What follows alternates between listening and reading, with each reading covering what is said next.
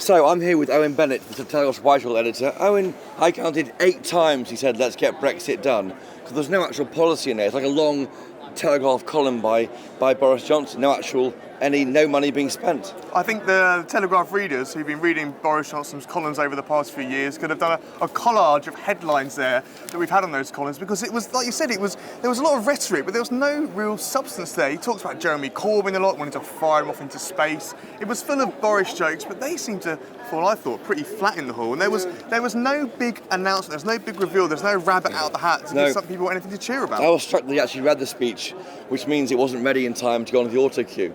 Yeah, and that's quite interesting. That is very. I've known Boris Johnson well through the office, for nearly 20 years, and he always files right on deadline. And clearly, that speech was written right until the wire. That's what happens when you have journalists in Downing Street, I guess. They don't break those habits that you and I both have as well. But there was a lot of attacks on Corbyn on there. One fleeting mention of Nigel Farage. Perhaps didn't want to antagonise him too much, but it seemed to hop around. One minute it was housing, then it was nuclear fusion, then it was broadband, then it was buses, then back to Brexit. And back to Brexit. It seemed very, very odd. It didn't seem to hold together. There was no real big philosophy behind it. He came together at the end and he said, we want to be a one nation tax-cutting Conservatives.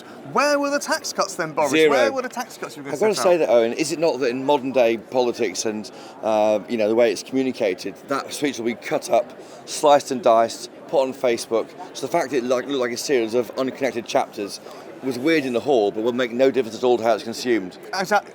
That's a very good point. If you are an MP or a candidate in a constituency which has got issues with its bus timetable, you can click the bit about buses. If it's broadband, you can click the bit about broadband, and they're only 30 seconds long. So you're right. So in terms of the moving on from this, yes, I think that could perhaps be a smart move. But if you wanted this conference to go away feeling enthused, feeling united, feeling a degree of energy and optimism, personally, I don't think that came across. There was nothing about bringing the party back together. Yep. No reference to the 21 that have lost the whip. Of course, we know Sam Gyim's now gone to the Lib Dems, but there was no sense of trying to move anything on, which I found very odd. He did attack Parliament quite nicely. I'm a celebrity.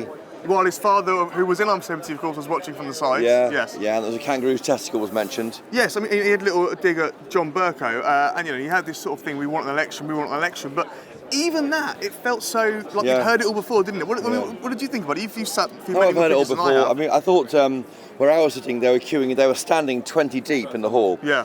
They loved it. They loved him. They cheered. I mean, the ghost of Theresa May was there in the song Mr. Blue Sky, which was always a song she walked out to. Right. You know Mr. Blue Sky? Yeah, but yellow, yeah. Don't sing it now, but yes. But that was played as like an echo when she was last here.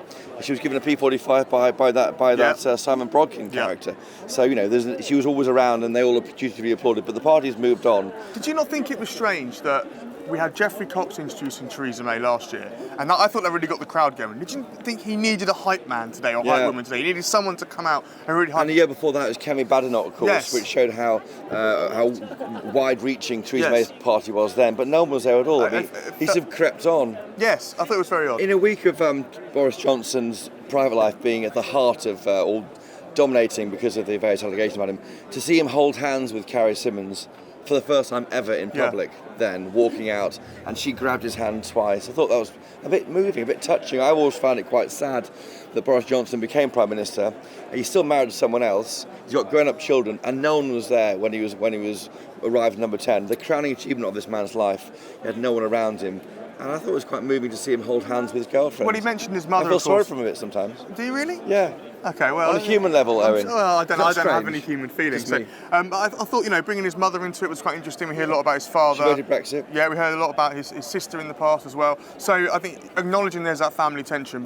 But if I was to give this speech a rating out of 10, I think I'd probably give it maybe a 5 or a 6. What about you? Yeah, maybe 7. There was nothing in it really that set the heather alight. No. That's it. We're here at the Tory Party Conference with Owen Bennett and Christopher Hope. We hope you enjoyed watching the speech and hearing our analysis. Thank you.